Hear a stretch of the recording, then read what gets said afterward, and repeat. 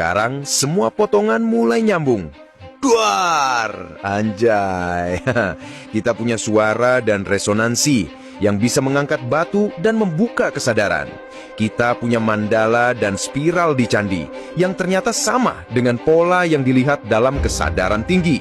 Kita punya tanaman-tanaman suci yang membawa manusia masuk ke dalam perpustakaan tak terlihat. Dan semuanya bukan terjadi di tempat terpisah, tapi menyatu di satu wilayah besar yang kini tinggal kenangan, Sundaland. Tapi tunggu dulu, bagaimana kalau semua ini adalah satu sistem operasi spiritual dan ilmiah yang diwariskan? Bayangkan ini, candi sama dengan server, gamelan sama dengan frekuensi penggerak, tanaman sama dengan kunci login kesadaran, manusia sama dengan user interface alam semesta. Dan semua ini digunakan untuk satu tujuan besar, yaitu sinkronisasi antara tubuh, alam, dan bintang. Bukan agama, bukan kerajaan, tapi peradaban yang berfungsi seperti jaringan kesadaran bumi. Dan mereka tahu, jika manusia selaras dengan suara, bentuk, dan alam, maka manusia akan kembali pada versi tertingginya. Versi yang bisa menyembuhkan diri sendiri, versi yang bisa memahami bahasa semesta, versi yang mengingat siapa dia sebenarnya.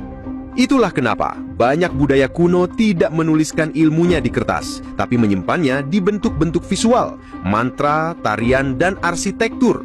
Karena mereka tahu bahwa ilmu sejati tidak bisa diwariskan lewat kata, tapi lewat pengalaman. Sekarang coba kita pikir, kenapa semua simbol itu muncul kembali hari ini?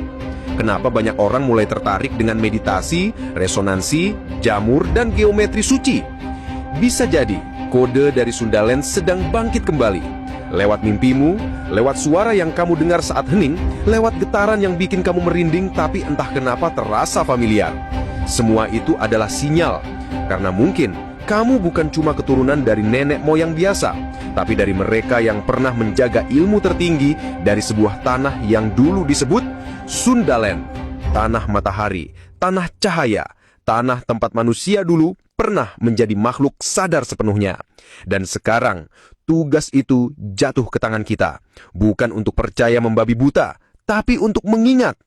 Karena saat kamu mengingat siapa kamu sebenarnya, kamu bukan lagi hanya manusia, tapi penjaga cahaya dari peradaban yang belum selesai.